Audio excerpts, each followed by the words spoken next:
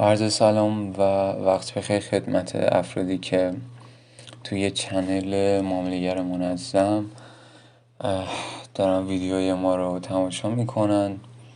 دوستان، این ویدیوی معرفی کانال هستش و در ابتدای کار یک معرفی کوتاهی از خودم داشته باشم. من مهدی کوهنشین هستم، معامله‌گر بازارهای مالی، به خصوص بازار فارکس.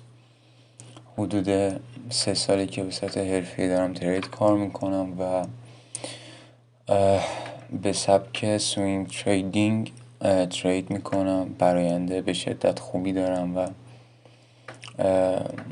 این چنل رو احداث کردم تا بتونم استراتژی شخصی خودم رو کاملا به صورت رایگان به افرادی که من دنبال میکنم آموزش بدم تا به نحوی بتونم قدم خیر و مثبتی رو در جهت بهبود سطح معامله‌گران کشور بردارم. دوستان، یه توضیح راجع به سبک سوینگ تریدینگ بدم. سبک سوینگ تریدینگی که با هم دیگه قرار کار بکنیم و از 0 تا 100 قرار آموزش داده بشه استراتژی شخصی من هستش و تمامی مفاهیمی که قرار داخلش کار کنید و یاد بگیرید جدید هستش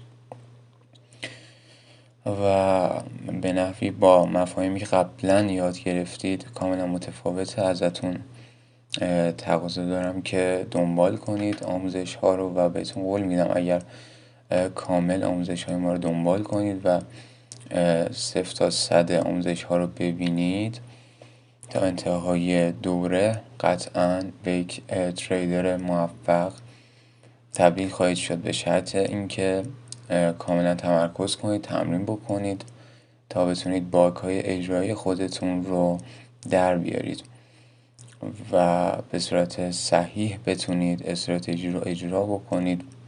و اگر به این سطح برسید بهتون قول میدم که میتونید از این بازار سود به شدت عالی رو کسب بکنید و به یک تریدر موفق تبدیل بشید.